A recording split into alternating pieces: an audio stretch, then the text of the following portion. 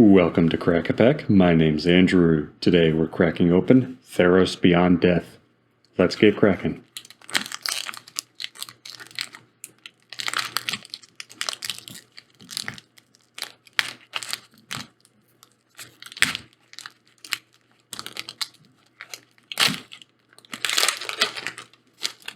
Our first card today is Deny the Divine, followed by Wrap in Flames, Sentinel's Eyes, Loathsome Chimera, Rage-Scarred Berserker, Farrakha's Libation, Witness of Tomorrows, Rumbling Sentry, Voracious Typhon, Scophos War Leader, Staggering Insight, Underworld Dreams, Medomai's Prophecy, Nyx Lotus, Our Land is a Swamp, and we have a Human Soldier token at the back.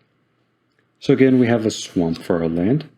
Then we got Nyx Lotus, which is a legendary artifact that for 4 mana you get an artifact that enters the battlefield tapped, and then you can tap it, choose a color, add an amount of mana of that color equal to your devotion to that color.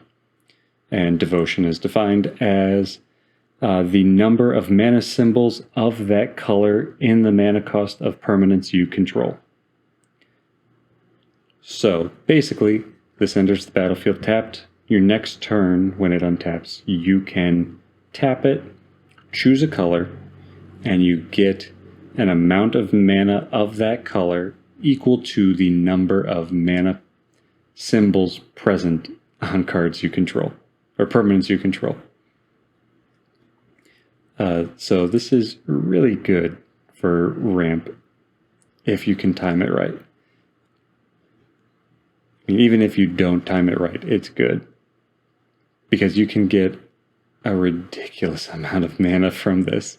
And if you combine it with, we pulled it a couple of weeks ago, maybe 2 weeks ago, 3 weeks ago, the Nyxborn Ancient, I think it's called, which basically says that anything that generates mana generates 3 times that much mana.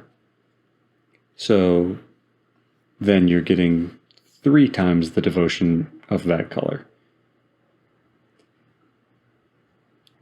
It's a very niche thing to do, I think. I wouldn't expect to see anyone rushing to do that and having a reason to do it, because that's...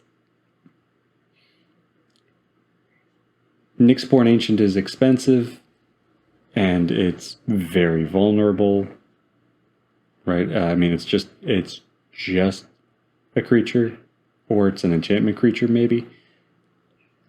And either way, it doesn't have anything innate to it to prevent it being countered, or it being bounced, or just being destroyed from myriad board destruction techniques. Same with the Nyx Lotus.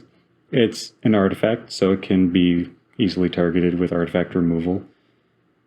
And it is a mana rock, so your opponents are going to want to get rid of it. It's an expensive mana rock too, so it's not something that you're necessarily going to want to put in right away.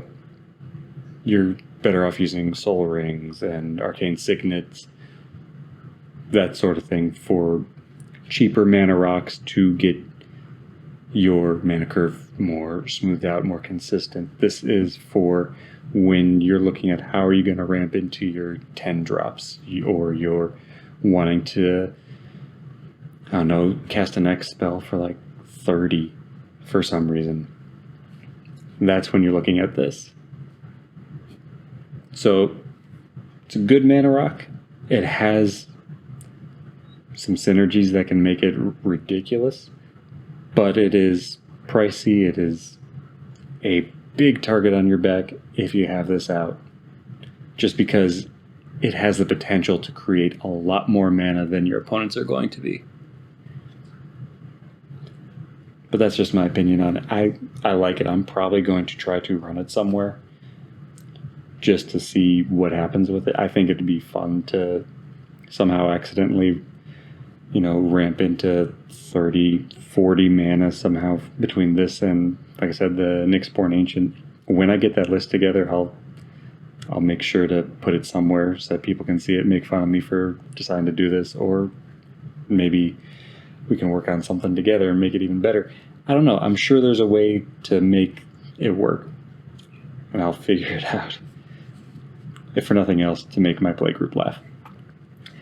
But anyway, next we have Midomai's Prophecy, Underworld Dreams, Staggering Insight, Scophos Warleader, Voracious Typhon, Rumbling Sentry, Witness of Tomorrows, Farrakha's Libation, Rage-Scarred Berserker, Loathsome Chimera, Sentinel's Eyes, Rapin Flames, and Deny the Divine. And that's all for today. Thank you for cracking along with me. Be sure to check back tomorrow as we crack open another pack.